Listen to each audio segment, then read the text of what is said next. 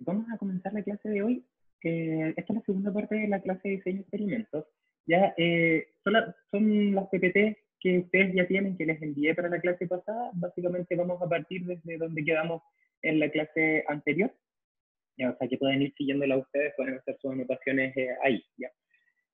Dice acá 17, pero realmente el correo que les mandé era para la clase 17, 16 y 17. Ya. O sea, básicamente pueden seguir, como les digo, lo mismo. ¿Ya? Entonces, vamos a partir hoy con esta clase de diseño de experimentos, segunda parte. Les doy la bienvenida a esta clase. Y bueno, básicamente vamos a seguir trabajando un poco en relación a intentar llegar a obtener herramientas que nos permitan eh, responder a esta inquietud que motiva el objetivo principal de la clase, que es conocer conceptos claves que permitan obtener modelos estadísticos y, como les había dicho, utilizando los datos de un experimento. Y para eso partimos la clase pasada definiendo un concepto que era muy importante, que se llamaba efectos, y que básicamente lo podíamos entender como el cambio en una respuesta dependiente de la respuesta de un experimento cuando una variable independiente cambia desde un valor a otro. Ya en este caso habíamos dicho que el efecto, para ser así bien preciso, habíamos dicho que el efecto, vamos a poner acá mejor la variable u1 que pasa de un valor inicial a un valor final, mejor así. Habíamos dicho que esto lo íbamos a hacer, por ejemplo, vamos a definir el efecto como cuando la variable, por ejemplo, u1, variable independiente, cambia desde su nivel más bajo hacia su nivel más alto. Entonces, básicamente, eso habíamos entendido como efecto. Y la idea era aplicar los conceptos también de bloqueo y aleatorización para estimar estos efectos con el objetivo final de obtener un modelo. ¿Ya? ¿Y por qué era importante? Yo les había comentado en la clase pasada obtener un modelo, fundamentalmente porque se traduce en información. Y la información nos permite tomar buenas decisiones. ¿Ya? Y a partir de eso, la idea era identificar cuál era la relación que había entre un modelo esperado y el diseño de experimentos, o sea, cómo nosotros planificamos un experimento a partir de un modelo que queremos obtener. Y básicamente luego presentar el diseño de experimentos factorial de 2 vías con sus principales características. ¿Ya? Antes de continuar, solo para que entiendan un poco la motivación particular mía en esta parte, yo trabajo en mi área de investigación, es el desarrollo de sistemas que mejoran la productividad de los procesos. Y para eso es muy importante el uso inteligente de la información. Entonces, básicamente, cuando nosotros tenemos información, llamemos información que viene de un proceso al conjunto de datos que podemos obtener de los sistemas de adquisición de datos, generalmente se llaman DCS, y si esos datos nosotros los trabajamos y los podemos utilizar para obtener modelos, esos modelos representan una fuente de información, de conocimiento muy relevante que nos permite tomar decisiones y ser competitivos y competitivas desde el punto de vista productivo. Entonces, básicamente, cuando nosotros trabajamos con el uso de datos para obtener modelos, en este caso modelos de regresión, lo que estamos haciendo es aportar al conocimiento, pero con el objetivo final de mejorar, ya sea mejorar económicamente, ambientalmente, básicamente hablar acerca de quizás de obtener esa información para hacer los procesos más sostenibles, en el sentido de que tenemos más información y por lo tanto podemos tomar mejores decisiones. ¿Ya? Esa es como la motivación que tiene esta área ya de la ingeniería. Entonces, habíamos visto que teníamos un contexto, que yo le había comentado que teníamos un experimento aleatorio, ¿ya? Y bueno, este experimento aleatorio que teníamos como inicialmente que nos permitía obtener efectos cualitativos, de lo que habíamos visto en la clase pasada, éramos capaces de identificar las características de un experimento aleatorio, saber cuáles son los estadígrafos que requerimos para caracterizar los datos que vienen de un experimento y finalmente aplicar conceptos de inferencia estadística para ampliar la validez de los resultados desde la muestra experimental hasta una población. Y la idea era justamente aplicar estos conceptos para planificar un experimento y cuantificar. ¿Ya?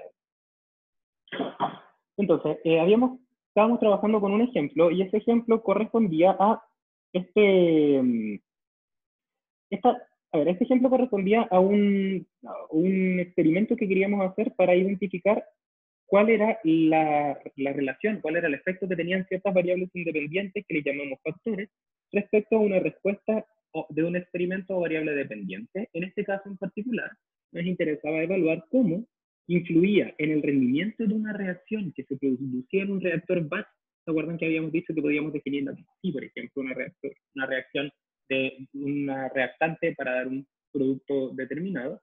Y la idea era evaluar cómo influía en el rendimiento de esa reacción, o sea, la cantidad de moles de A que se transforman en B, por ejemplo, respecto a lo que puede afectar la temperatura como variable independiente o factor, la concentración inicial, en este caso dice producto, pero habíamos dicho que era mejor entenderlo como un reactivo para darle un contexto un poco más aplicable a un experimento que ustedes podrían realizar luego, por ejemplo, en los cursos posteriores, y la utilización de catalizadores. O sea, básicamente, todo lo que yo les comento se resume en intentar obtener una información que nos permita resumir cómo la temperatura, la concentración y el tipo de catalizador afecta a esta respuesta de interés que se llama rendimiento, y para eso entonces la idea era que íbamos a obtener un modelo el cual tiene unos parámetros que vamos a identificar, y esos parámetros están directamente relacionados con el efecto de las variables independientes, ¿no es cierto?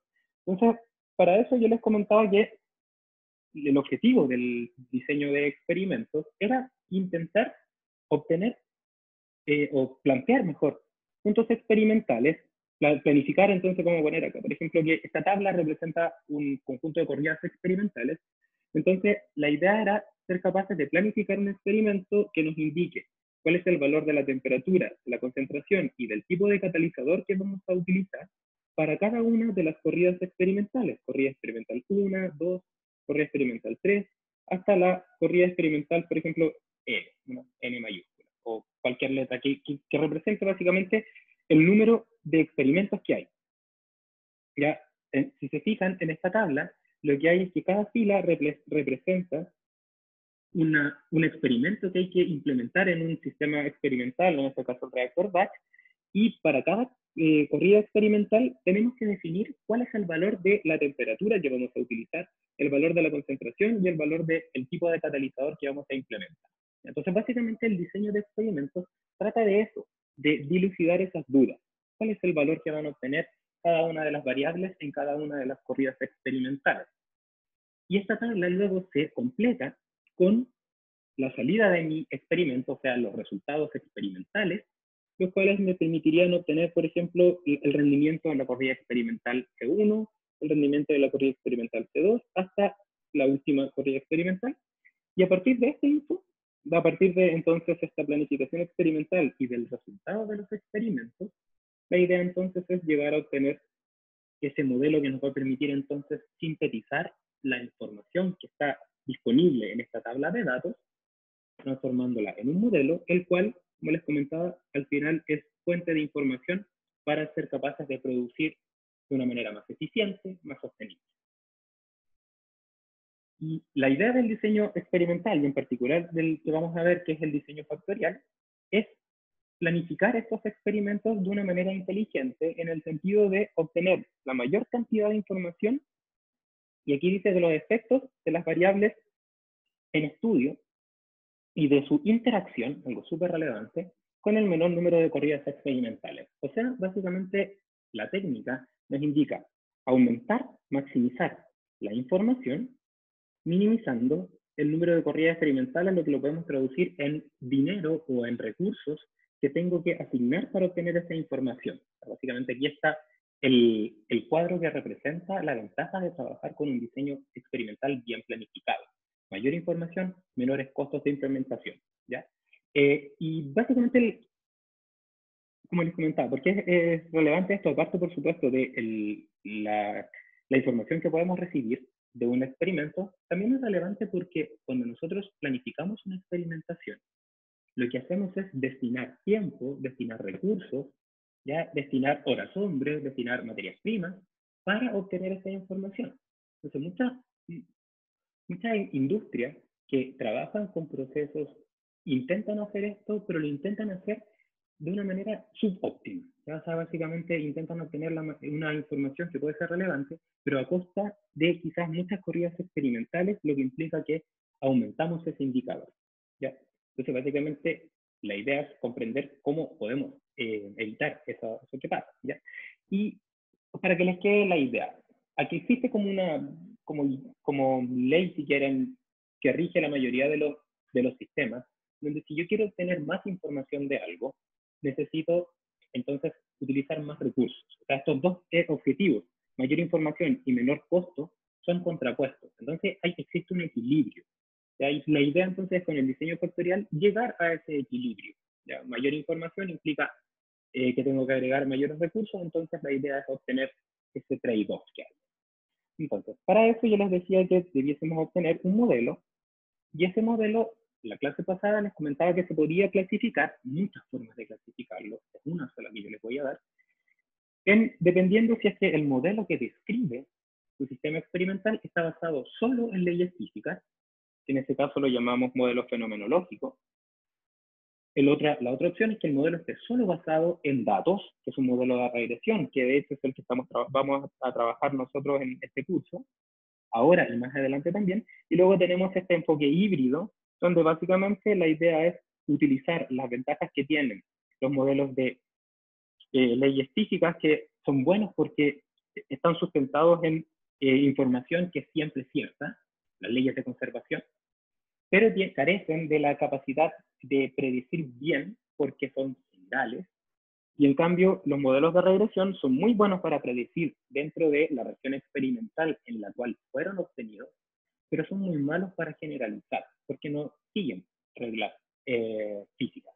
Entonces, la idea de trabajar con modelos híbridos es justamente tomar en cuenta ambas cosas.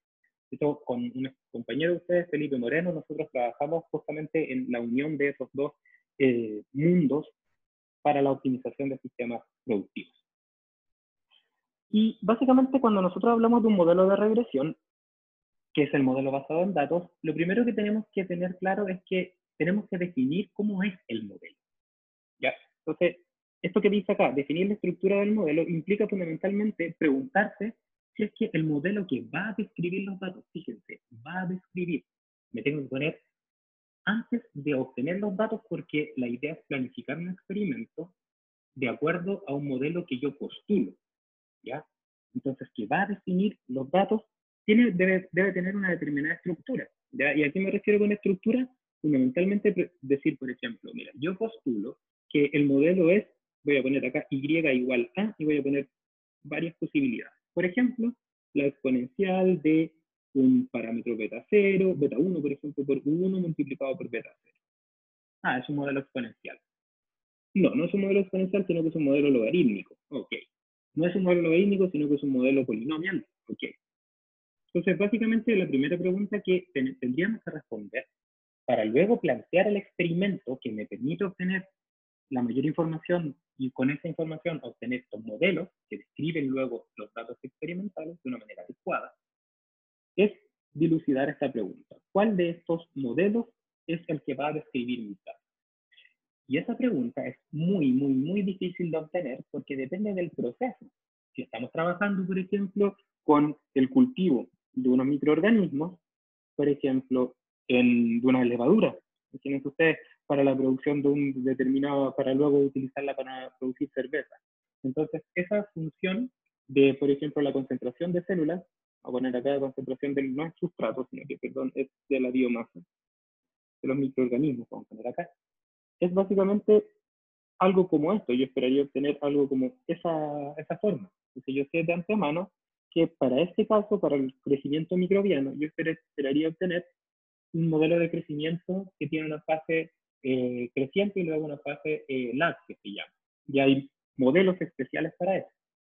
Entonces yo podría, si es que estoy en este caso, en el caso de una fermentación o de una producción de microorganismos, estoy modelando y quiero obtener información respecto al crecimiento de microorganismos en el tiempo, entonces quizás lo que podría hacer es partir de la base que esa forma de modelo tiene una fase que es así y luego una fase que se queda ahí, una fase lag, una fase que ya no hay más crecimiento. ¿Ya? Pero eso es un caso particular de un experimento de un sistema físico. La realidad es que cuando nosotros estamos trabajando, ya sea con un proceso, un estudio, o con procesos que son muy complejos de describir o que no hay suficiente información en literatura, no tenemos de antemano, a priori, una forma de modelo. Entonces, en ese caso, tenemos que hacer un supuesto inicial que sea lo más general posible, porque no tenemos una forma a priori del tipo de modelo al cual vamos a llegar, que describe bien los datos.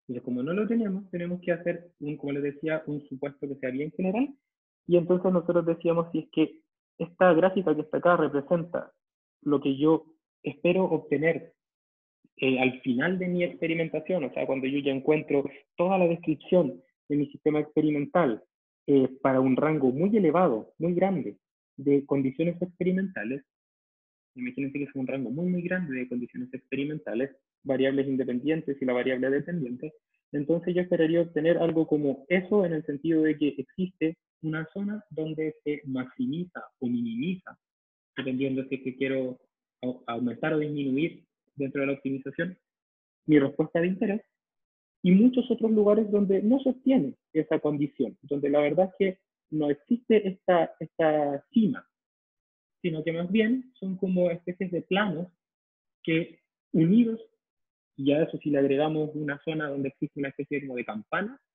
forman esta respuesta del sistema experimental. Entonces, partiendo de la base que yo no conozco esto, y esto es el supuesto que asumo que debiese ser así la respuesta de mi sistema experimental en un rango muy elevado de condiciones experimentales, entonces yo puedo asumir que inicialmente estoy en un lugar que no es en la zona de óptimo, estoy en una zona de no óptimo, y las zonas que no tienen características de óptimo, que no tienen esa curvatura como de campana, se pueden modelar, ya por ejemplo esta que está acá, se puede modelar de acuerdo a una determinada forma, que es básicamente una especie de plano. Realmente no es un plano, sino que es una superficie, ¿ya? Y básicamente esa superficie tiene una curvatura que se llama curvatura de primer orden, ¿ya? Entonces, trabajamos bastante la clase pasada. Si no recuerdan bien esto, les pido que luego revisen esa parte de la clase pasada, intentando identificar qué significa la curvatura de primer orden, ¿ya? Que básicamente es una corrección a los efectos individuales que tienen las variables independientes, ¿ya? Entonces, la forma de estos planos que no tienen esa campana, de que no tienen esa forma así, que no tienen esa cima, se puede describir utilizando una ecuación como la que ustedes ven acá, ya donde básicamente ustedes tienen que la variable de respuesta se describe utilizando primero un parámetro que representa el lugar donde está este plano, beta 0 más arriba, beta 0 más abajo.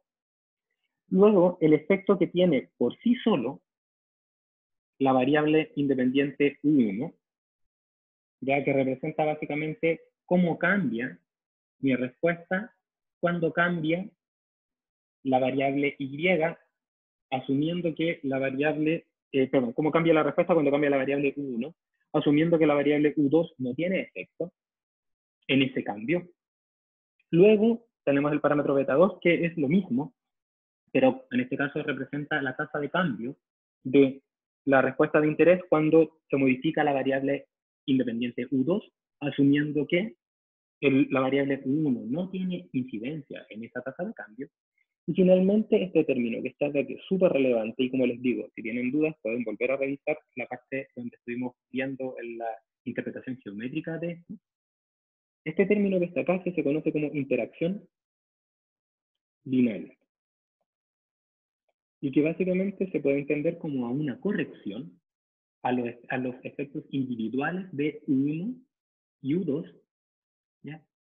Según el valor que toma la otra variable. Por ejemplo, beta 1,2 representa la corrección a el efecto individual de U1 cuando U2 toma distintos valores, ¿ya? Y les había comentado que esa interacción se puede entender, por ejemplo, cuando nosotros para una reacción química hablábamos de la temperatura y la concentración, que por sí mismo, cada uno de ellos tiene efectos individuales en el rendimiento de una reacción, porque cada uno de ellos afecta de manera positiva a la probabilidad de colisión de dos moléculas.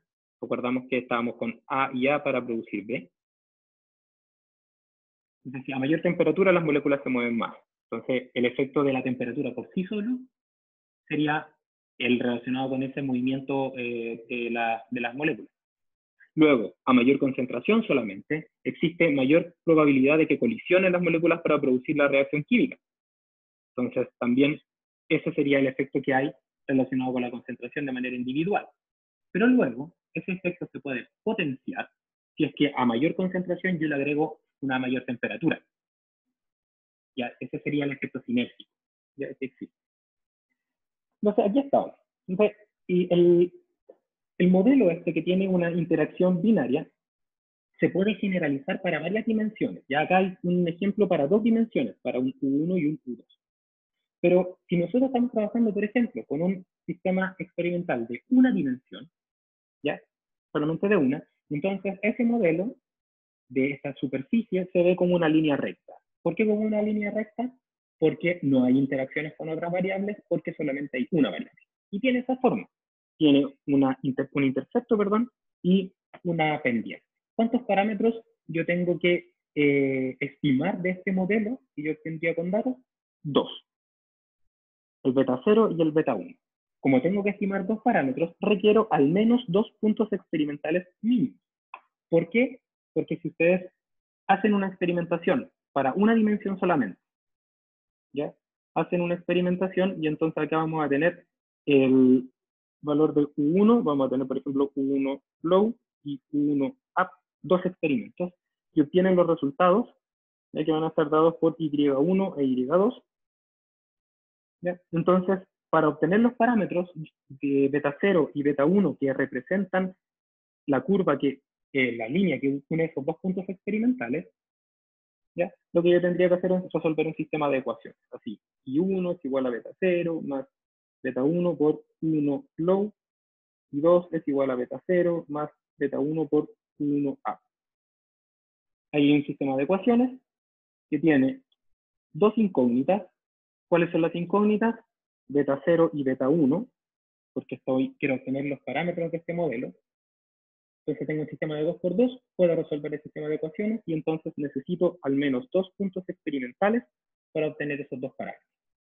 Y si estamos trabajando con un sistema de 2 dimensiones, como el que les mostraba en el ejemplo anterior, donde acá tenemos un U1 y un U2, entonces lo que tenemos es un modelo que tiene la interacción binaria, que está acá, y que tiene 4 parámetros por definir. Por lo tanto, requerimos al menos 4 corridas experimentales. ¿Ya? Y en el caso de un problema que tiene 3 dimensiones, como el que estamos trabajando en nuestro ejemplo, entonces tenemos el modelo que tiene el intercepto, que tiene la interacción principal de cada uno de los 3 factores, luego la interacción binaria, que es la corrección de esas interacciones principales entre cada una de las variables, fíjense que son entre 1 y 2, 1 y 3 y 2, 3, y finalmente una corrección de la interacción binaria que estaría dado por esta interacción ternaria. Acá tenemos 8 parámetros por estimar, lo que implica que requerimos al menos 8 regiones, 8 corridas experimentales. ¿Ya? Entonces, básicamente, estas 8 corridas experimentales tenemos que planificarlas, o estas 4 o estas 2, de tal forma de obtener la mayor información respecto a estos parámetros que van a describir un modelo que nosotros suponemos representa bien los datos, representará bien, de hecho, los datos experimentales. ¿Ya? ¿Qué es lo que observan ustedes en estas como cubos o cuadrados que hay ahí? ¿Ya? Las representaciones que ustedes observan abajo, o las que estoy marcando ahora con las flechas negras, lo que representa es una descripción de cómo es la región experimental en la cual vamos a hacer los experimentos. ¿Ya? En el caso de un sistema de una sola dimensión, la región experimental está acotada entre un valor mínimo y un valor máximo. Y representa entonces una especie de línea. ¿Ya? En el caso de un problema que tiene 2 variables independientes, entonces nuestra región experimental ahora es la región que encierra la región experimental que define el límite mínimo y máximo de la variable U2 con el límite mínimo y máximo de la variable U1. Entonces, eso sería, lo que ustedes ven acá, ese cuadrado que está acá, representa la región experimental donde vamos a realizar los experimentos.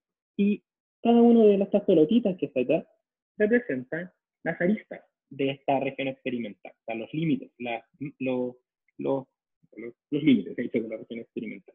Y en el caso de un sistema de 3 variables independientes, nuestra región experimental está compuesta de la intersección de estas 3 regiones, lo que forma un cubo, ya donde están acá variable independiente U2, variable independiente U1 y U3, y este cubo está dentro de la zona que define la región experimental de cada una de las variables independientes. ¿Ya? Porque básicamente el cubo está por abajo, acotado por el límite mínimo y máximo de U3, por arriba por el límite mínimo y máximo de U2, y por el lado mínimo y máximo de U1. ¿Ya?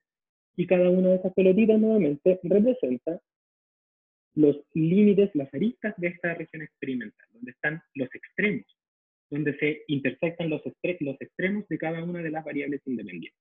¿Ya? En este caso tenemos entonces un cuadrado que representa nuestra región experimental, en este caso un cubo que representa la región experimental, y la respuesta para este caso, que no la podemos graficar porque no podemos hacer un gráfico en 4D, es una hipersuperficie que se llama, que es básicamente la proyección de este cubo en Y, ya, en los datos en la variable dependiente. Y básicamente y nosotros seguimos haciendo este análisis para 4, 5, 6 y n variables en general, n variables independientes. Vamos a llegar a la conclusión de que el modelo este de plano, o de hiperplano, de hecho, cuando tenemos más de 3 variables, así se llama hiperplano, más de 3 dimensiones, perdón, este hiperplano ¿ya? Se puede describir utilizando esta ecuación genérica, ¿ya? Donde básicamente ustedes tienen un término intercepto, luego tienen el efecto de todas las interacciones principales. Les voy a pedir por favor que en esta parte que está acá, pues esto es n, pero este n representa, vamos a ponerlo acá bien, no está bien, vamos a ponerlo. N representará el número de variables independientes. ¿Ya? En este caso, si son, para el ejemplo que estamos trabajando, serían 3.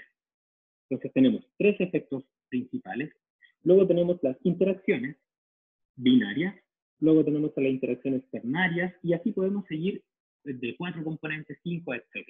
¿Ya? Entonces, este modelo genérico, ¿ya? Dice entonces que al final este modelo tiene 2 elevado a n parámetros. ¿Ya? 2 elevado a n parámetros.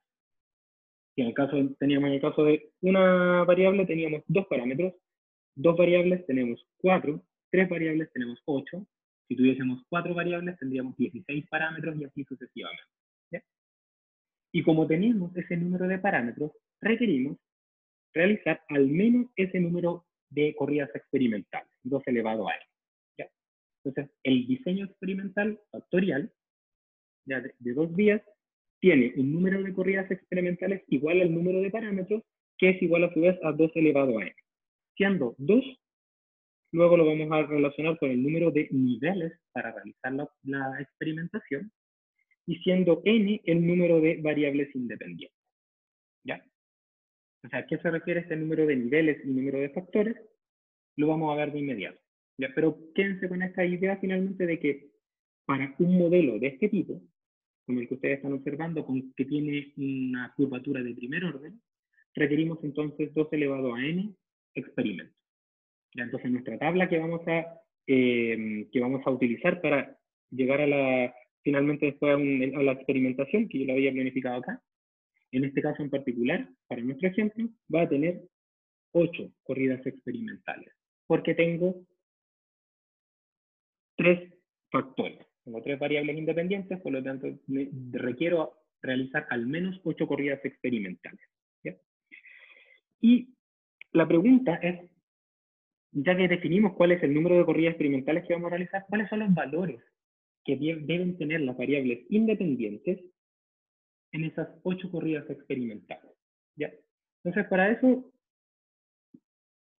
tenemos que preguntarnos cuál sería el lugar donde vamos a hacer los experimentos dentro de la región experimental. Entonces, tenemos una región experimental de una dimensión que requiere 2 corridas experimentales, ¿ya? Y esta región experimental de una dimensión está limitada por un límite inferior, 1 low, y un límite superior, 1 up. En el caso del 2D, lo mismo, pero en 2 dimensiones, y en el caso de 3D, lo mismo, pero en 3 dimensiones. Entonces, ¿dónde vamos a hacer esas 2 elevado a n corridas experimentales? Y la respuesta es, ¿dónde se obtenga la mayor información?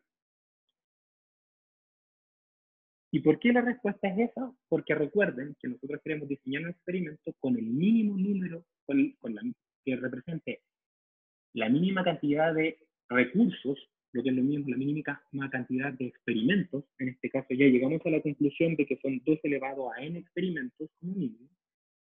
Y la pregunta que nos queda es hacer y responder es dónde se van a hacer esos experimentos de tal manera de aumentar la información. ¿Ya? Y para eso podemos utilizar como ejemplo en una dimensión. En una dimensión tenemos una región experimental que está limitada por un límite inferior y un límite superior, que tiene 2 puntos experimentales mínimos. Entonces, este modelo de regresión que nosotros obtenemos es válido, vamos a poner acá, válido dentro de la región experimental. ¿Ya? Si es válido dentro de la región experimental, o si es que nosotros queremos que represente lo que pasa dentro de esa región experimental entre el valor mínimo y máximo, nuestros 2 experimentos que tendríamos que realizar, porque tenemos un diseño 2 elevado a 1, serían en los extremos. ¿De qué? De la región experimental de 1. Porque si nosotros no hacemos los experimentos en los extremos, por ejemplo, en vez de hacerlo en este límite inferior, el experimento lo hacemos acá, 1, en este caso sería 3, por ejemplo, entonces el modelo que yo obtengo ya no sería válido para valores que están por fuera de esta región experimental. Toda esta zona ya no podríamos asumirla como válida porque estos son modelos de datos que no permiten extrapolar. O sea, que la extrapolación se tiene que hacer con mucho cuidado. Entonces, básicamente, como estamos asumiendo un comportamiento lineal en el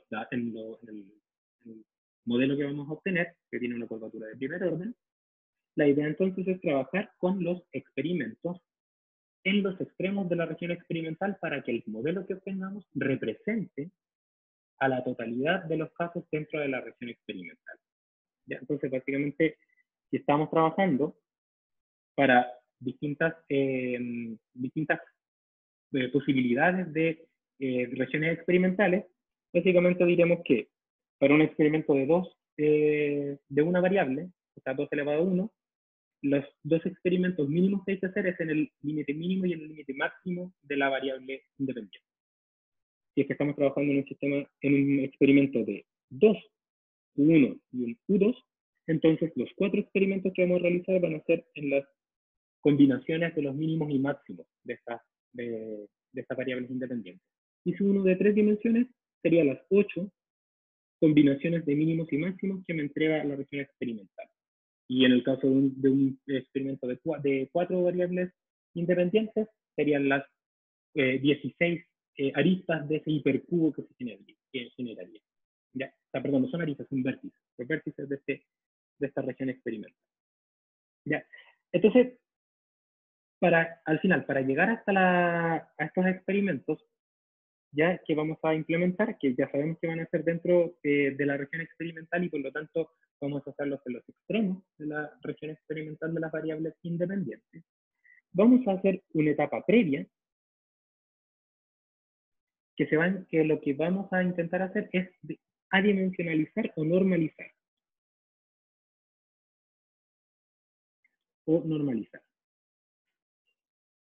Que vamos a adimensionalizar o normalizar las variables independientes. ¿Con qué objetivo? Ya eso tiene un objetivo, no es porque sí simplemente, ¿ya? El objetivo de normalizar las variables, como yo les contaba en la clase pasada, es que cuando nosotros lleguemos, por ejemplo, a un modelo, por ejemplo, de 2 dimensiones, beta 0 más beta 1, U1 más 2, U2 más la interacción, y eso describe la respuesta experimental, lo que queremos luego de haber obtenido los parámetros es hacer una comparación de cuál de estos efectos es más importante para ponerle énfasis en aquellos efectos que generan cambios mucho más importantes en la respuesta de interés. ¿Ya? Y si es que las variables tienen dimensiones, tienen unidades, entonces la comparación que yo puedo hacer entre los distintos efectos es muy difícil, porque no podemos comparar ppm con grados Celsius. Entonces, en vez de hacer eso, lo que vamos a realizar primero es una transformación de los valores de las variables independientes para dejarlas sin unidades. ¿Ya? Y la transformación que se propone para el diseño de experimentos de 2 días es una transformación que cambia desde un límite máximo y un límite mínimo y un límite máximo a unos valores adimensionalizados que van entre -1 y 1. ¿Ya? O sea, básicamente la normalización que uno aplica, o la adimensionalización que uno aplica, es fundamentalmente transformar una variable desde ingeniería, por ejemplo, una temperatura baja y una temperatura alta, hasta una temperatura codificada que implica que la temperatura baja es -1 y la temperatura alta es 1. Entonces, esta ecuación de la recta, ustedes ven acá, que hace una transformación para llevar desde variable de ingeniería a variable adimensionalizada, ¿ya? Tiene una ecuación que está dada por esa expresión que está acá. ¿Ya? Esa ecuación representa esa recta que ustedes ven ahí, de transformación. ¿Ya? Donde ustedes observan que la variable adimensionalizada que tiene este gorrito se construye con el valor de la variable, con el centro de la variable, el centro de la región experimental, o sea, en este caso sería el valor alto más el valor bajo partido por 2, y dividido esto por el rango de la variable independiente dividido por 2, o sea, dividido por un rango medio. Esa es la forma de cómo se define esta adimensionalización. ¿Ya? Y esta dimensionalización, que es con la que vamos a trabajar desde ahora en adelante, fíjense que tiene, en la región experimental, tiene un centro en 0, y hacia arriba y hacia abajo del 0 hay una distancia que es equivalente a un rango de la variable medios. ¿Por qué? Porque el total de esto es equivalente al rango completo, al rango de la variable, la distancia que hay entre el valor mínimo y el máximo. Y si yo este rango lo transformo en 2 unidades adimensionales, entonces la distancia que hay entre cada una de estas unidades adimensionales es un rango medio. ¿Ok? Y eso es importante para hacer luego todo el análisis llamado. Entonces, básicamente vamos a decir que el rango medio de la variable de ingeniería es equivalente a una unidad en variable normalizada. ¿Ya? Y básicamente lo que implica cuando uno hace una normalización, por ejemplo, es que si vamos a trabajar con variables de ingeniería, en este caso temperatura que está, por ejemplo, en grados Celsius, concentraciones que están en ppm, y tipo de catalizador, ¿ya? Vamos a pasar de variables que están en unidades de ingeniería a unidades normalizadas. ¿Ya? Y sabemos que si estas variables normalizadas se van entre +1 y -1, que la distancia entre cada unidad representa un rango medio, ¿ya? Y que el valor y la ecuación para normalizar está dada por la expresión que le había mostrado en la parte anterior. Esto que está acá, estas variables adimensionalizadas, son las que me van a permitir luego obtener unos efectos comparables entre ellos. ¿Ya? Y entonces nuestra región experimental, cada uno de los vértices que va a representar esta región experimental, va a ser una combinación adecuada entre unos y menos unos. ¿Ya? Si nosotros acá definimos que U1 representa la temperatura normalizada, que U2 representa la concentración normalizada y que U3 representa el tipo de catalizador normalizado, entonces, por ejemplo, la arista que yo les estoy mostrando, que lo voy a destacar con amarillo, ese vértice que está ahí, representa una corrida experimental donde vamos a tener la temperatura con -1, o sea, la temperatura va a estar a 160 grados Celsius. Va a estar también el catalizador, la concentración, va a estar en su nivel bajo, por lo tanto va a estar en 20 ppm. Y finalmente, el tipo de catalizador que vamos a usar, que va a ser el -1, es el que yo definí arbitrariamente como catalizador B, como tipo de catalizador B. Antes de seguir, les hago hincapié en eso. Cuando tenemos variables que son discretas, no continuas, la adimensionalización se tiene que asignar. Ya me refiero a, por ejemplo, si nosotros en un principio queríamos probar dos tipos de catalizador para la reacción A o catalizador para la reacción B, le vamos a asignar de manera arbitraria un número. Al A le vamos a poner +1 y al B le vamos a poner -1. ¿Ya?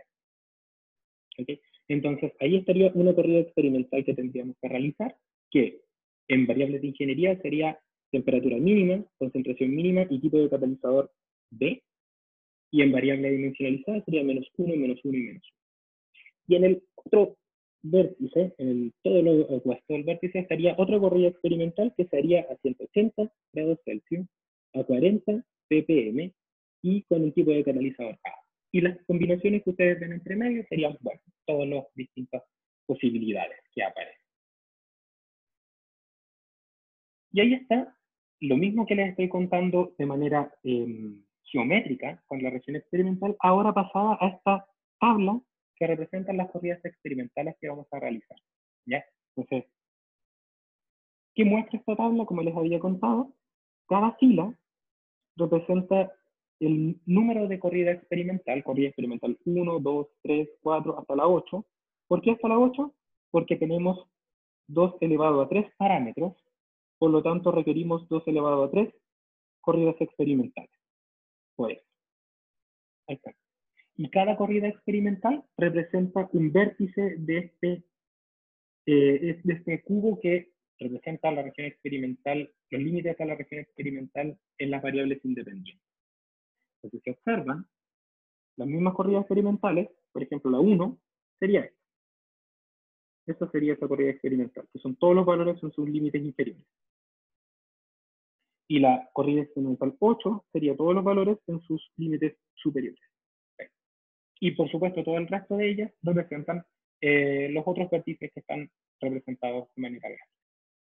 Entonces, si observan, la representación de tabla y la representación de cubo es lo mismo, ¿ya? Y aparte noten que cada una de estas filas es distinta entre ellas. Ya, la primera fila, que tiene los valores todos en menos, no se repite con ninguna otra corrida experimental. ¿Ya? Entonces vamos a aplicar 8 corridas experimentales todas distintas. ¿Ok? Y eso es lo que aparece acá. Entonces, con esta tabla nosotros iríamos al experimento y realizaríamos la experimentación. Pero la idea es evitar el sesgo experimental ingresando aleatoriedad al sistema, ¿ya? Y entonces en vez de hacer este número de corridas experimentales 8 en ese orden, la idea sería que el orden de ejecución de las corridas experimentales fuera aleatorio, porque de lo contrario podríamos incluir un sesgo experimental. ¿Ya? Un par de consideraciones. Esta tabla que ustedes ven acá, que es válida para este cubo, si ustedes quieren, por ejemplo, aplicarla para un sistema de 2 variables independientes, entonces lo único que tienen que hacer es cortarla por la mitad. Fíjense. Al cortar por la mitad esta tabla, nosotros obtenemos la región experimental de un sistema de 2 variables independientes, ya con los vértices de este cuadrado que se forma. Ahí están el -1, -1, y acá estaría el +1, +1, y estarían ahí el resto de las combinaciones. Y si tenemos un sistema de una sola variable independiente, entonces podemos cortarla aún más. ¿Ya? Y si queremos ahora una tabla, pero para 4 variables independientes, entonces lo que tenemos que hacer es tomar esta tabla, agregar la cuarta variable independiente, por ejemplo, U4, y poner que todos los valores de esta variable van a ser en su valor más bajo, y luego repetir esto mismo hacia abajo, pero con los valores con el U4 en su valor más alto. ¿Ya? Que básicamente sería equivalente a replicar este cubo para un U4 menos 1 y luego replicar el cubo para un U4 más 1. ¿Ya? Entonces, esta tabla que ustedes ven acá se puede agrandar o achicar de acuerdo a la necesidad del experimento. Entonces, hacemos nuestro experimento nuestro experimento con las corridas experimentales realizadas de manera aleatoria, y acá están los resultados que aparecen. Entonces, esta tabla que ustedes ven acá, después de hacer toda esta experimentación, aquí debiésemos poner unos puntos suspensivos, ya porque uno se puede demorar muchísimo en llenar esta tabla dependiendo de su sistema experimental. Debiésemos llegar entonces a esta representación tabular de los datos, la cual también se puede transformar en una representación gráfica, ya donde en cada experimento, ahora sigue siendo el experimento, sigue siendo los vértices de esta región experimental, pero ahora en cada vértice aparece el resultado de la experimentación. Si observan, por ejemplo, el primer experimento no sabemos cuál es en el orden en el que se hizo, porque es aleatorio, pero sí podemos decir que corrida experimental 1 para 160, 20 ppm y catalizador B tuvo una respuesta a rendimiento del 60%. Y ese 60 está identificado en ese vértice de ese cubo. El último experimento, perdón, el segundo, ya porque estamos ahí mismo, el segundo experimento, lo voy a marcar con celeste, es una temperatura alta, o sea, 180, pero tiene la misma concentración y tiene el mismo catalizador, y obtuvimos un valor ahora de 72%, o sea, el que está acá. ¿Ya? Y así pueden ir ustedes haciendo el rastreo de cada uno de los elementos que aparecen en la tabla, pero de manera geométrica. Entonces, aquí tenemos una representación tabular y una representación geométrica de los datos experimentales. ¿Ya? Entonces vamos a trabajar con ambas, ¿ya? De tal manera de identificar lo que nosotros queremos. ¿Qué es lo que nosotros queremos? Recuerden, es obtener finalmente un modelo que me permita describir la supuesta relación que hay entre nuestras variables independientes, y sus interacciones, los que aparecen ahí, en relación a la variable dependiente. ¿Okay? Entonces este va a ser al final nuestro último, nuestro objetivo, que es obtener para entonces la información. Ya, entonces lo primero que vamos a hacer es trabajar, como ya estamos con esto, y quisiera antes de pasar a esto preguntarles si tienen dudas, si les queda claro hasta acá en lo que vamos.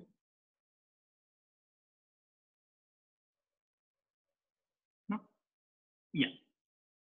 Okay, voy a asumir que estamos ok. ¿Ya? Si tienen dudas, me preguntan.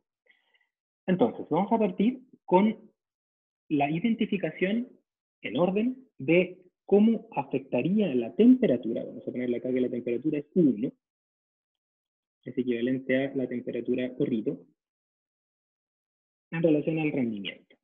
Entonces nos vamos a enfocar solamente en el efecto que tiene la temperatura. ¿Ya? Y el efecto que tiene la temperatura, y por lo tanto el parámetro que está relacionado con la temperatura por sí mismo, sería aquel que me permite relacionar el cambio, vamos a poner acá beta 1, sería algo así como el cambio en la respuesta de interés cuando cambia la temperatura. O sea, ese sería el beta 1 porque así se define básicamente una pendiente, esto delta partido por delta. Entonces, la pregunta es, si es que yo no hice los experimentos bloqueando una variable, luego otra, y así como habíamos conversado al principio de la clase pasada, ¿cómo podemos obtener este mismo delta con los datos experimentales que aparecen? ¿Ya? Y básicamente noten que para obtener este parámetro beta, que es algo así como, de hecho es la pendiente, beta 1 por ejemplo, es la pendiente de la variable respecto a U1, lo que debiésemos hacer es obtener cómo cambia Y cuando cambia U1, manteniendo U2 y U3 constantes.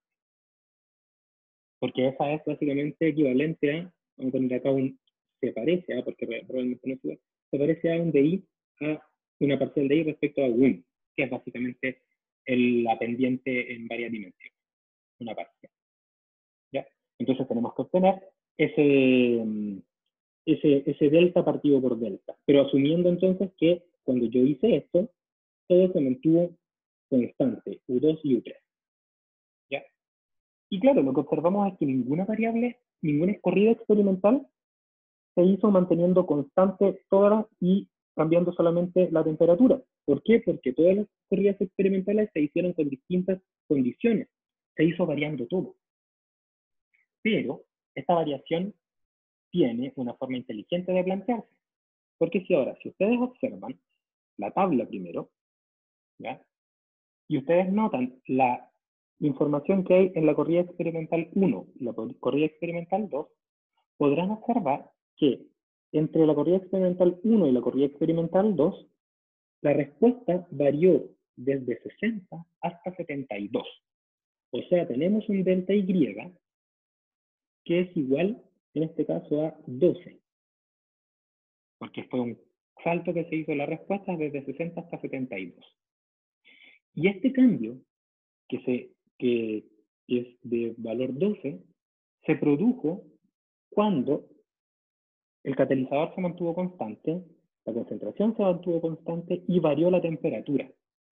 Entonces, si es que yo resto la corrida experimental número 2 con la número 1, voy a tener un delta I manteniendo el U2 y el U3 constantes. Y luego puedo observar en la siguiente, el análisis puedo repetirlo para la corrida experimental 3 y la 4, y observaré lo mismo. La diferencia que hay entre el 54 y el 68, que se obtuvo experimentalmente, que nos entrega entonces un cambio en la respuesta de 14 puntos en este caso, ¿ya? Se obtuvo, ese salto en la respuesta se obtuvo no variando el catalizador, que es el mismo, no variando tampoco la concentración, es la misma, se bloquearon esas variables. Y lo que se hizo fue nuevamente generar un salto en la temperatura. Y seguimos entonces el ejemplo, y entonces ahora evaluamos cómo cambió la respuesta entre la corrida 5 y la 6, observaremos lo mismo. El catalizador se mantiene constante, la concentración constante, y la temperatura es la que cambia. Entonces acá tenemos un efecto extra, en este caso de 31, delta Y de 31. Y por último tendríamos este cambio que está acá, ya que sería dado por lo mismo. O sea, básicamente, esta forma inteligente de experimentar, ya estaría dado por esto, se mantiene constante, constante y cambia la temperatura, con un delta Y en este caso de 35. Esta forma inteligente de experimentar nos entregó 4 delta Y cuando cambiamos solamente el delta T. En vez de 1, en vez de 2, en vez de 3, obtuvimos 4 al tiro.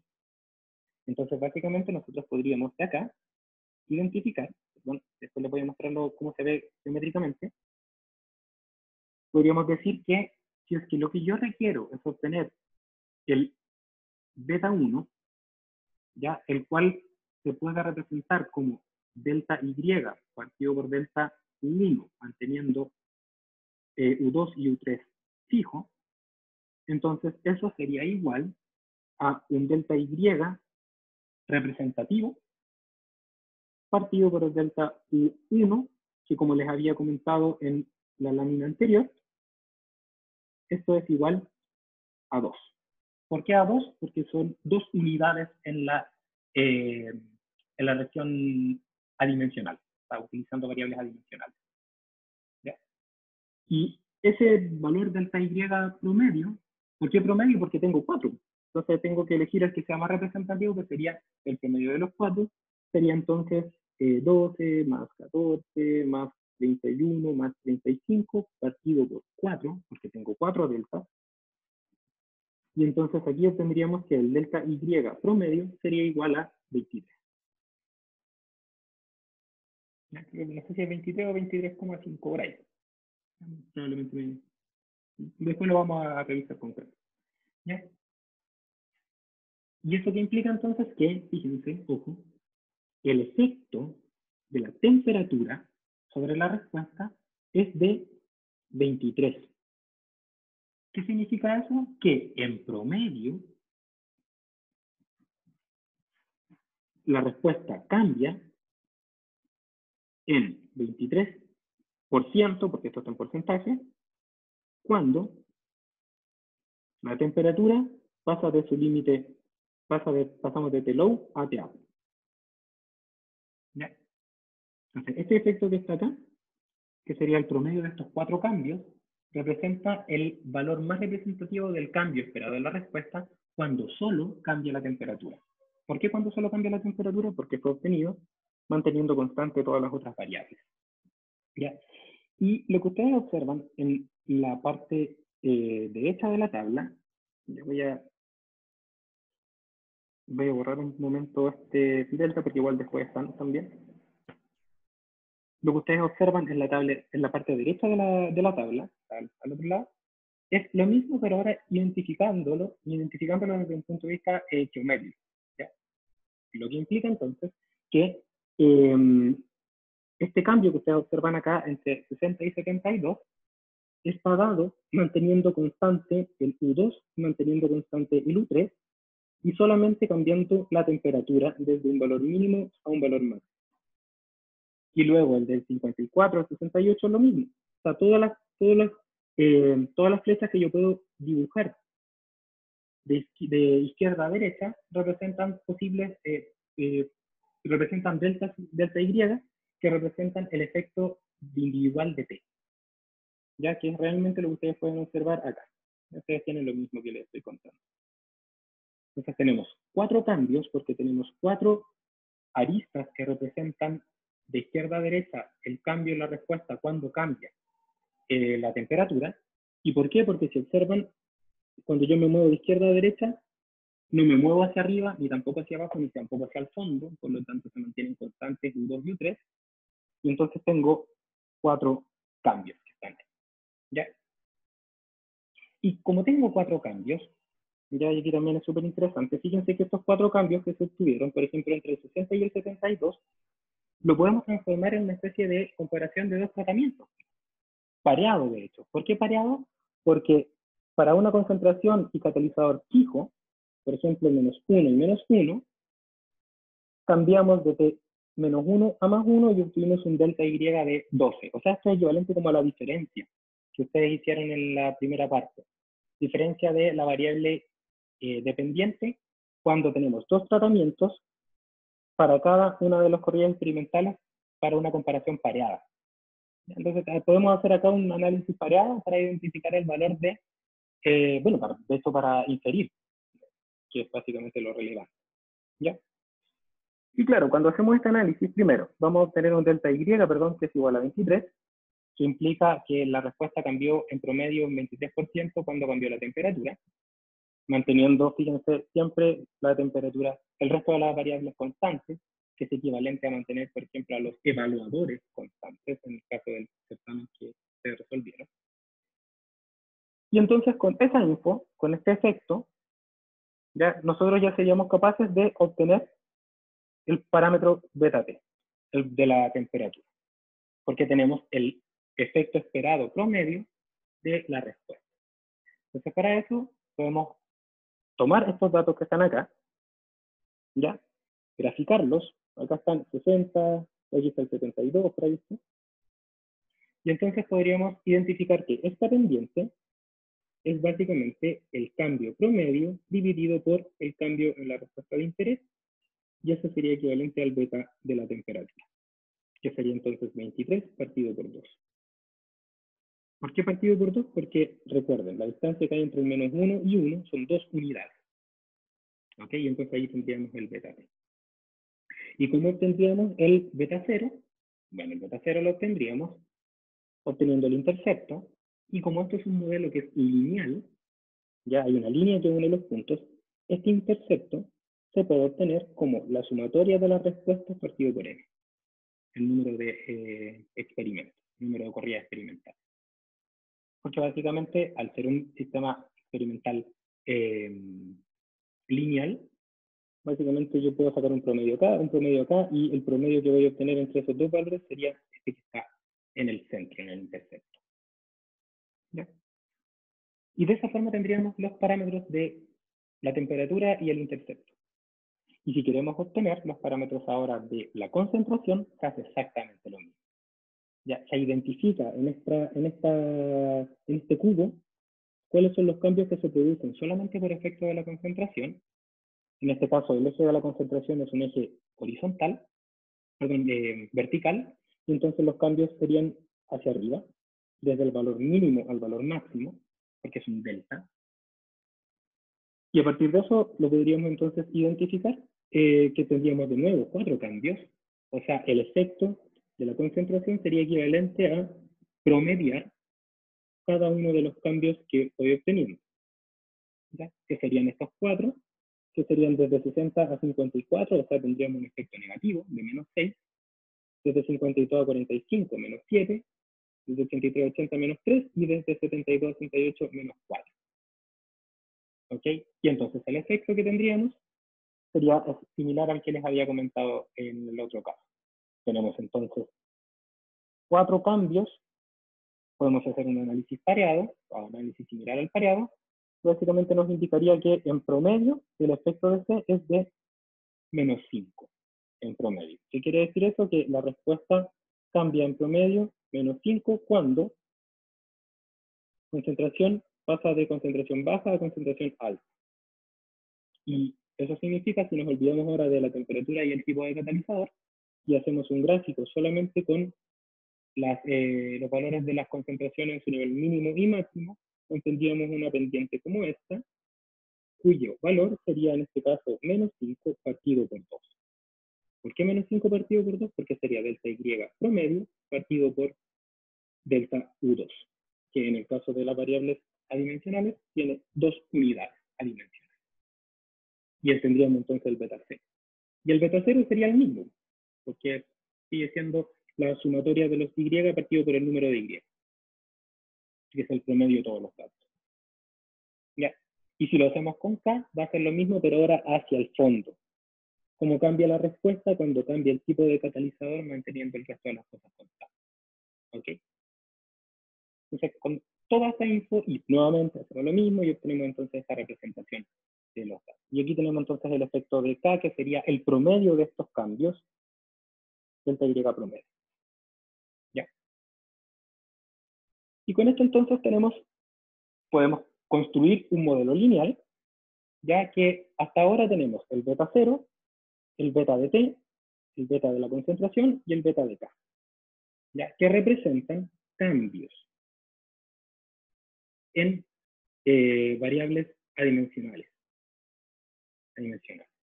¿ya? Pero que finalmente son el efecto que tiene la temperatura, concentración y tipo de catalizador en la respuesta. ¿Ya?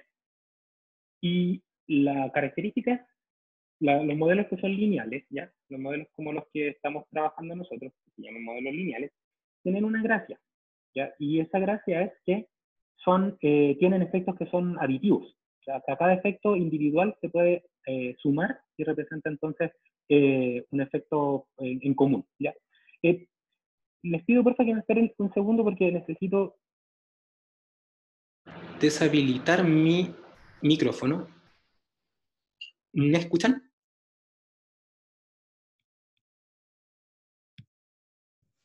Sí, profe. Sí, profe. Ya, súper. Es que tuve que deshabilitar el micrófono de los audífonos. Ya, entonces, sigo. Entonces, estos cambios son en variables adimensionales y cada cambio por sí solo se puede sumar, porque son las características que tienen los modelos lineales, ¿ya? Y la pregunta que queda es, ¿dónde están las interacciones? ¿Cómo está, por ejemplo, el efecto de T con K? ¿Cómo es el beta TC? ¿Cómo es el beta CK? Y, por supuesto, ¿cómo es el efecto de la interacción de los 3 elementos por separado para obtener el modelo completo? Entonces, para eso, lo que podemos hacer es, aquí hay una flechita, lo que podemos hacer es definir una forma de calcular las interacciones y fíjense lo siguiente, ¿ya? Evaluemos primero el efecto de la temperatura por sí solo, que era de 23, ¿ya? ¿Eso qué quiere decir? Que el delta Y en promedio es de 23 cuando la temperatura pasa del valor mínimo al valor máximo, ¿ya? Pero ese 23 que ustedes observan ahí se obtuvo, me voy a devolver un momento, voy a tomar la comparación de tratamientos pareada de la temperatura, que está acá, ¿ya? Se obtuvo a partir de el promedio de estos 4 datos experimentales, ¿ya? Sí, entonces, fíjense algo. el valor de 12 y 14 son bien parecidos, ¿ya? Pero no son muy parecidos a los valores que se obtuvieron con 31 y 35. Son distintos, de hecho es casi el doble, de más del doble de hecho. Entonces, ¿por qué esa diferencia?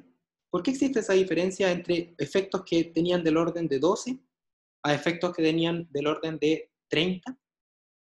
Entonces, para eso podemos observar nuestra tabla y notar que los valores, las corridas experimentales que están en celeste comparten una característica. El tipo de catalizador es el catalizador B. Y las otras dos corridas experimentales tienen o se fueron obtenidas con un tipo de catalizador distinto, con el catalizador A. Entonces, fíjense, aun cuando el efecto de la temperatura, que se expresa como el delta Y promedio, es de 23, si yo solamente me fijo en esto, entonces ahora el efecto promedio, efecto de temperatura, pero ahora cuando el K es igual a menos 1, es solamente de 13. El promedio de entre 2 y 14. Y si me fijo ahora por el otro lado, el efecto de la temperatura, cuando el K es igual a más 1, ya no es 13. Ahora es 33. Entonces, en promedio la temperatura produce un efecto de 23. Pero a ese 23 lo tenemos que corregir. ¿Por qué? Si es que estamos con un tipo de catalizador, ese efecto se corrige desde 23. Por ejemplo, el catalizador B se corrige desde 23 hasta 13. Cuando el catalizador es el otro catalizador, es de 23 pasa a 33. Hay un efecto adicional por efecto de la interacción que se produce entre la temperatura y el tipo de catalizador. ¿Ya? Entonces, básicamente eso, visto geométricamente, se puede observar así, fíjense. Si lo que está acá representa la temperatura, tenemos que, y acá está el tipo de catalizador, para catalizador menos 1 tengo un efecto promedio de 13, y cuando tengo un catalizador 1, o sea, al fondo, tenemos un efecto promedio de 33, geométricamente hablando. Si esto yo lo llevo a una representación gráfica, ya, pero ahora separando los datos experimentales, entonces vamos a poner acá que los datos experimentales son distintos, porque ahora tenemos los datos experimentales en rojo, que representan el K catalizador 1, y en morado, el catalizador menos 1. ¿Ya? Entonces, son dos pendientes distintas que cuando yo tomo todos los datos sin distinciones, obtengo una pendiente que es de 23 medios. Pero cuando yo tomo solamente un subconjunto de estos datos, esta pendiente se transforma en 33 medios y esta pendiente se transforma en 13 medios. Entonces, la interacción, como habíamos dicho, que se entendía como la corrección al efecto de la temperatura, en este caso entonces tendríamos que corregir al efecto de la temperatura un término que estaría relacionado con la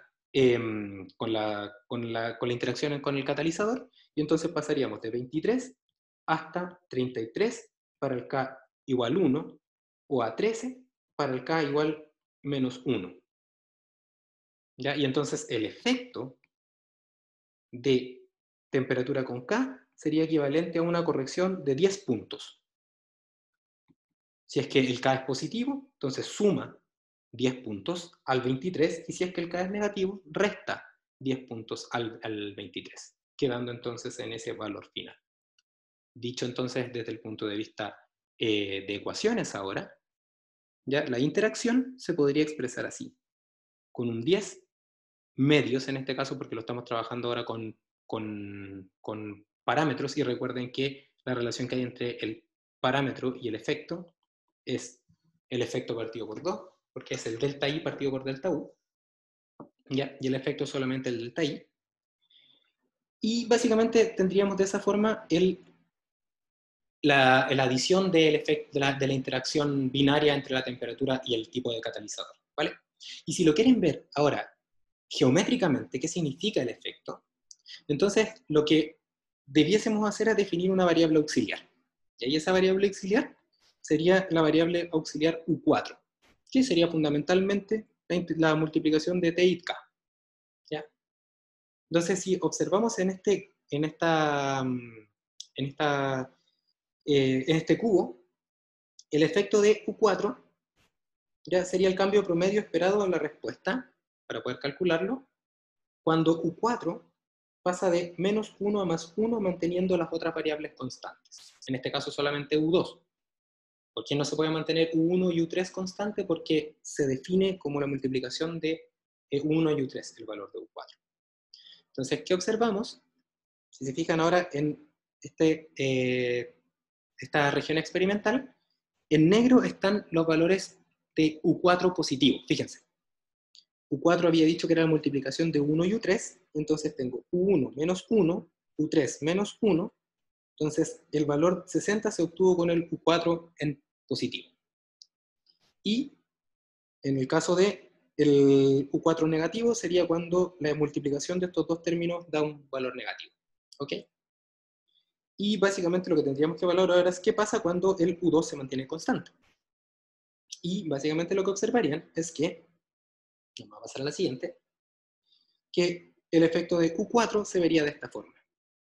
¿Ya? Se vería de esta manera que les estoy mostrando acá, donde básicamente tendríamos que el valor de el efecto del delta Y de ahora la variable auxiliar U4 es como cambia la respuesta cuando cambia U4 manteniendo U2 fijo, o sea, tendríamos que identificar, movernos por estos planos, y básicamente en la gráfica que ustedes observan en pantalla están representados los 4 efectos, ya de esta variable auxiliar U4. ¿Ya? Y este efecto U4, que básicamente sería el promedio de estos 4 efectos, daría 10, que es lo que nosotros habíamos obtenido por una inspección inicial. ¿Ya? Y lo mismo se puede hacer con el resto de los efectos. ¿Ya? Con el efecto, en este caso, de K, que ya lo vimos, T y C, y la interacción K con C. Ahí están todas las posibles combinaciones. ¿Ya? Y todos se calculan de la misma forma, es decir, identificar dónde están los delta Y, promediarlos, y ahí estaría el efecto, que cuando lo divido por 2, obtengo el parámetro. Y finalmente la interacción ternaria, básicamente se vería como unas líneas que atraviesan esta región experimental. Y ahí estarían entonces el efecto de la interacción ternaria, que sería 0.5. ¿Ya? O sea, el parámetro entonces sería 0.5 partido por 2. ¿Ya? Entonces, claro, para calcular todos los efectos tendríamos que dibujar este cuadrado o este cubo y entonces identificar dónde están las flechitas, y la verdad es que hay una forma mucho más práctica de calcular todos los efectos, ¿ya? Y la idea de mostrarles todo esto geométricamente, al mismo tiempo que tabular y al mismo tiempo que con ecuaciones, es que ustedes tengan una visión general de lo que significan los parámetros de un modelo, ¿ya? Porque más adelante estos parámetros ya no se van a llamar efectos, se van a llamar parámetros simplemente, pero nunca tenemos que perder el norte de los que significan. ¿Ya? Entonces, después de lo que les he mostrado en esta clase, recuerden, los parámetros representan, para este caso, su definición es el efecto, vamos a ponerlo bien, es el delta Y promedio partido por 2, o mejor partido por el delta U, que en este caso es 2, delta UI. ¿Ya? Y esto es equivalente al efecto de la variable iésima en la respuesta de interés partido por el cambio que se produce, ¿ya? El cual es un valor esperado promedio, el cual se puede corregir con las interacciones que representan justamente eso, interacciones que permiten obtener unos resultados. ¿Ya? Ya, pues, y si es que queremos hacerlo bien ahora, en el sentido de que en vez de estar calculando las cosas, identificando cuáles son los saltitos que hay que tomar y cuáles son las aristas y esto, si queremos hacerlo de una manera sistemática, ¿ya?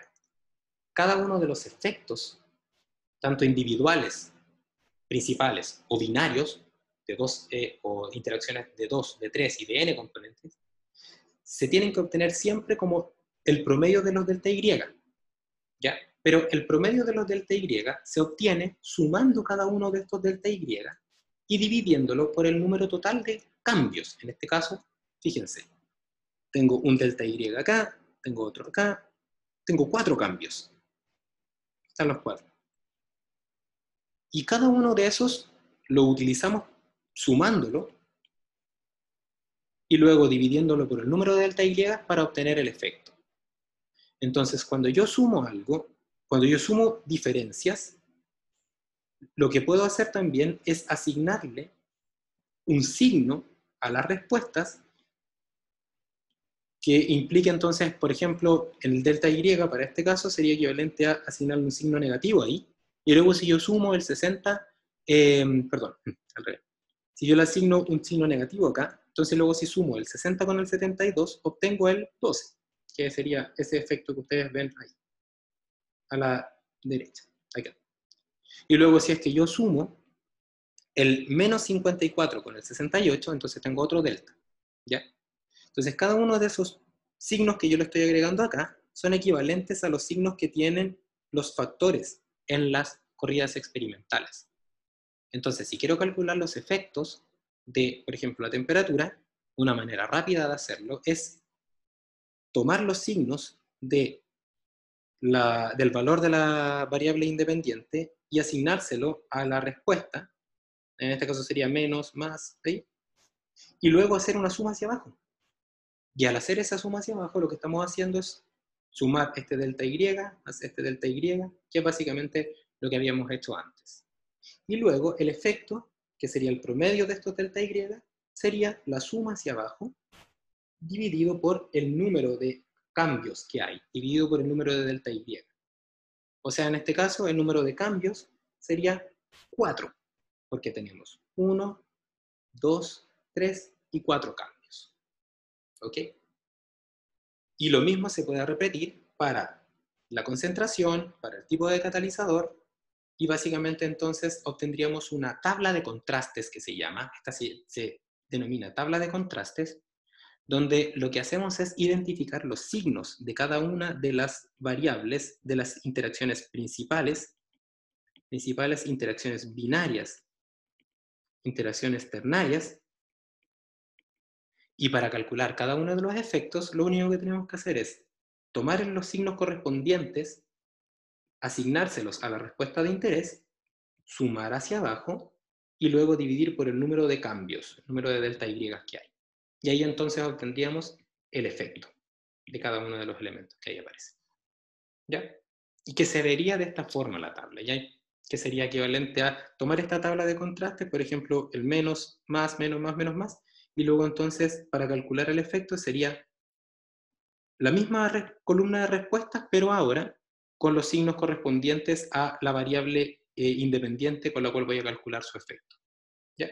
Entonces, esta tabla que está acá representa la metodología de cálculo de los efectos, que tiene, por supuesto, su explicación geométrica, que ya se las mencioné. ¿Ya? Entonces, ¿cómo vamos a calcular entonces los efectos? Entonces, primero, por supuesto, adimensionalizamos. ¿Ya? Entonces, hacemos una adimensionalización, vamos al laboratorio, obtenemos todos los datos experimentales, y luego, para obtener los efectos y finalmente los parámetros, lo que hacemos es construir esta matriz de contrastes que representan todas las posibles combinaciones de efectos principales, binario y ternario, y luego estas columnas que tienen signos positivos y negativos se le asignan a la respuesta individualmente, obteniendo una tabla como esta, donde aparece la respuesta multiplicada por el valor. Luego lo que hacemos es sumar hacia abajo, que al sumar hacia abajo lo que obtendríamos sería, esta acá está la suma,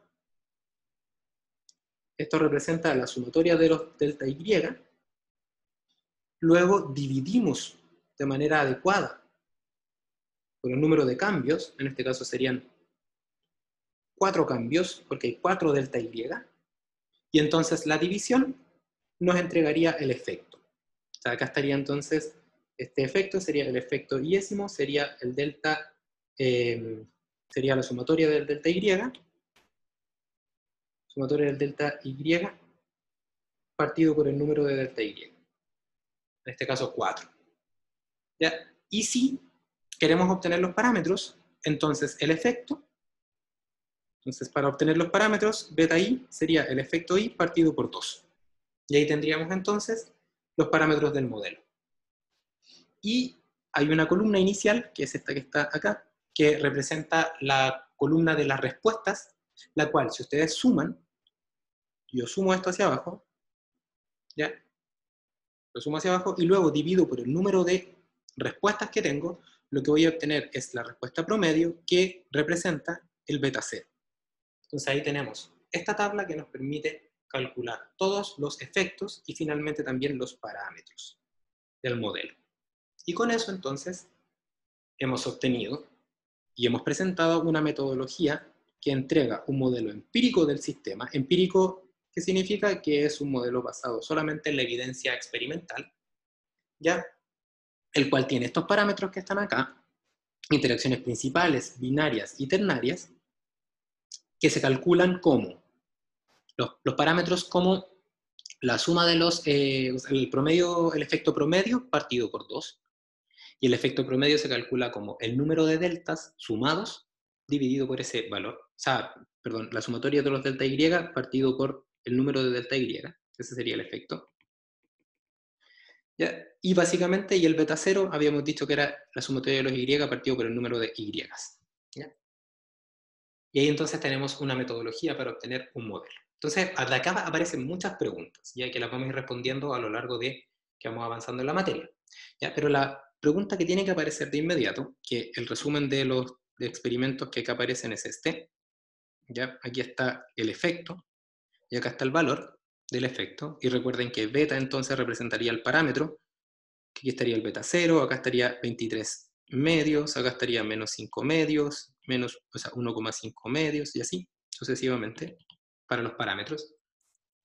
Las preguntas que van a aparecer ahora, que las vamos a responder, es ¿cómo sé yo que este valor de, por ejemplo, el efecto de 23 es significativo? Porque ese valor lo obtuve en muestral, y lo que quiero hacer ahora es aplicar inferencia.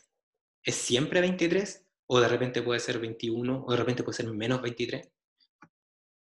¿Cómo sabemos nosotros que, por ejemplo, el efecto que tiene el tipo de catalizador por sí mismo, que es 1.5, o sea, pasar de un catalizador a otro, solamente con ese valor, manteniendo el resto de las cosas constantes, cambia la respuesta en 1.5%? ¿Es ese 1.5% significativo?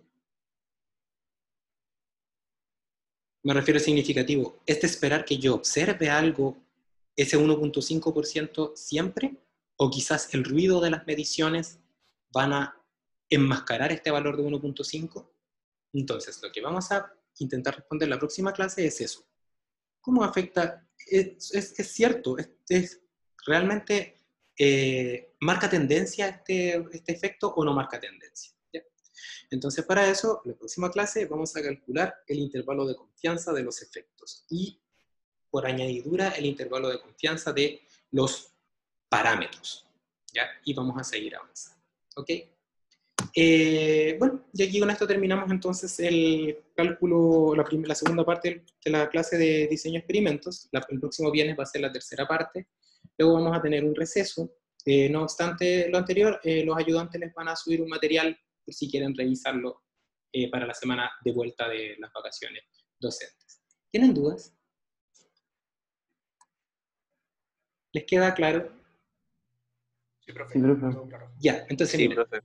súper. Entonces lo que voy a hacer es que les voy a subir, como siempre, el video y les voy a dar un material de lectura extra por si quieren conocer un poco más del cálculo de los efectos utilizando esta tabla de contrastes. ¿Ya? Hay otro método que se llama el algoritmo de Yates o algoritmo de Yates, que está disponible, que yo no lo veo en clases, que de repente lo ven los ayudantes, y que creo que con Excel no es necesario aplicar nada más. Ya les voy a mandar también el Excel de cómo se calculan los efectos para este ejemplo que aparece en el video por si ustedes quieren replicarlo, ¿ya? Les doy las gracias por haberse conectado, espero que estén muy bien. Nos vemos. Gracias, profe. Igualmente. Chao, profe. Profe, que te bien. Igual. Profe.